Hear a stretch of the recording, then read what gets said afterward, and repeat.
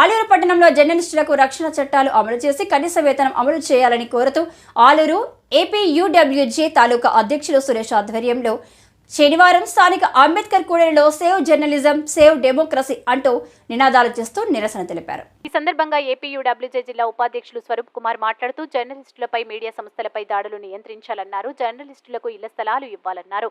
కనీస వేతన చట్టాలను అమలు చేయాలన్నారు. కేంద్ర రాష్ట్ర ప్రభుత్వాలు జర్నలిస్టుల సంక్షేమానికి ప్రత్యేక బడ్జెట్ ఏర్పాటు చేయాలన్నారు.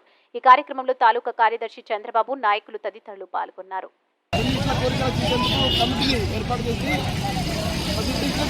స్థలాలతో పాటు వారికి అవసరమైనటువంటి అన్ని పంచాయతీ కానీ జర్నలిస్టులకు సంబంధించిన రక్షణ చట్టం కానీ అన్నీ అమలు చేయాలని అలా జర్నలిస్టుల ఐక్యతతో ఈరోజు ఉంది.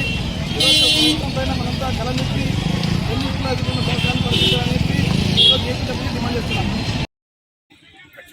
మిత్రులు నమస్కారం.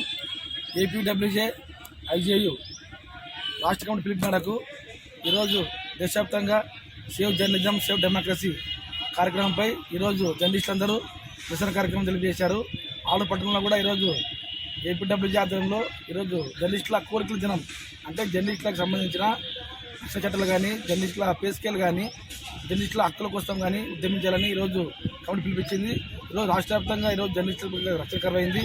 ఈరోజు మీడియా సంస్థలపైన రిపోర్టర్లపైన దాడులు చేయడం అధికమైనాయి.